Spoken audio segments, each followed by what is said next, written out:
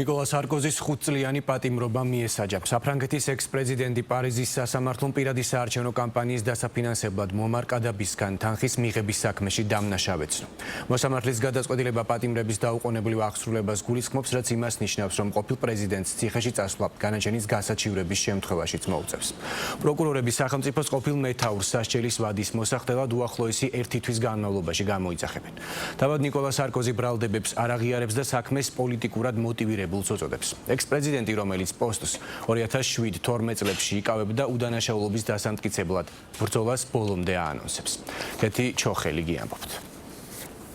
ნიკოლა სარკოზი საფრანგეთის პირველი ყოფილი პრეზიდენტი გახდა, რომელიც პატიმრობაში წავა. ეს უახლოესი 1 თვის განმავლობაში უნდა მოხდეს, გასაჩივრების შემთხვევაშიც კი. პარიზის სასამართლო მას 5 წლით თავისუფლების აღკვეთა მიუსაჯა. დანაშაულებრივი შეთქმულების ბრალდებით, რომელიც მას ლიბიის ყოფილი ლიდერისგან მუამარ კადაფისგან საარჩევნო კამპანიის დასაფინანსებლად 50 მილიარდი ევროს მიღების საქმის ფარგლებში ედებოდა. ყოფილი პრეზიდენტი ბრალდებას პოლიტიკურად მოტივირებულად, განაჩენს კი უსამართლოდ მიიჩნევს.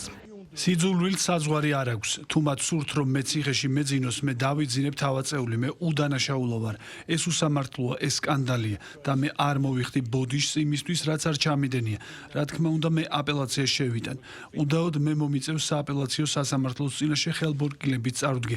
ისინი, ვისაც მე ასე ძალიან მძოლ ვარ, ფიქრობენ, რომ მამცირებენ, მაგრამ ისინი დღეს საფრანგეთს ამცირებენ. ეს არის საფრანგეთის იმიჯი. თუ ვინმე უღალატა ფრანგ ხალხს, ეს მე არ ვარ. ეს არის ის წარმოუდგენელი უსამართლობა, რომელიც თქვენ ახლა იხილეთ. მე შურისიების სურვილი არ მაქვს, მე არ ვგრძნობ სიძულვილს, თუმცა ყველა მკაფიოდ გააცნობიეროს და მოისმინოს. მე ბოლო ამოსუნთქვამდე ვიბრძოლებ ჩემი სრული უდანაშაულობის დასამტკიცებლად. სარკოზის წინააღმდეგ გამოძიება ჯერ კიდევ 2013 წელს დაიწყო. მას შემდეგ, რაც 2 წლით ადრე მუამარ კადაფის ვაჟმა ის საკუთარი საარჩევნო კამპანიის დასაფინანსებლად მამამისის ფულის გამოყენებაში დაადანაშაულა. გამოძიების ვერსიით 2005 წელს, როდესაც სარკოზი შინაგან საქმეთა მინისტრის პოსტს იკავებდა, მან ლიბიის მაშინდელ ლიდერთან კორუფციული გარიგება დადო. კერძოდ სარკოზის საარჩევნო შტაბმა კადაფისგან 50 მილიონი ევრო მიიღო. სანაცვლოდ საპრეზიდენტო არჩევნებში გამარჯვების შემთხვევაში სარკოზი კადაფის დასავლურ ქვეყნებთან ურთიერთობების გაუმჯობესებაში უნდა დახმარებოდა. სარკოზი მაშინ არჩევნებში გაიმარჯვა. პარიზის სასამართლომ დაადგინა, რომ ყოფილმა პრეზიდენტმა თავისი შტაბის წევრებს დართონება დაკავშირებოდნენ ლიბიის ხელისუფლებას დაფინანსების მოპოვების მიზნით. თუმცა სასამართლომ ვერ აღმოაჩინა კამპანიის უკანონო დაფინანსებისა ან კორუფციის დანაშაულის საკმარისი მტკიცებულებები. ამ ბრალდებებში ექს-პრეზიდენტი გამართლდა. მე უარი არ მithქვამს არც ერთ პროცესზე მოსვლაზე.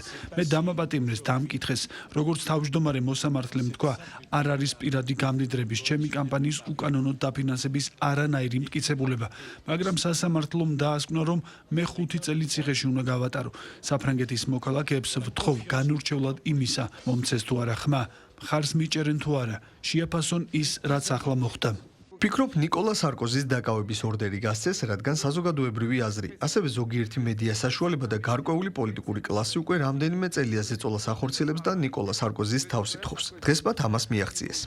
საქმე სხვა ფიგურანტებიც ყავს. მათ შორის შინაგან საქმეთა 2 ყოფილი მინისტრი. ერთი მათგანი სასამართლომ კორუფციაში ცნო დამნაშავედ, მეორე კი დანაშაულებრივ შეთქმულებაში. ამასთან გასულ წელს კადაფისგან დაფინანსების მიღების საქმის მტკიცებულებების დაფარვისა და დანაშაულის ხელშეწყობაში ბრალი წაუყენეს ყოფილ პირველ ლედის კარლა ბრუნის. ანტიკორუფციულ საკითხებზე მომუშავე ორგანიზაციები პარიზის სასამართლოს დღევანდელ გადაწყვეტილებას კანონის უზენაესობის გამარჯვებად მიიჩნევენ.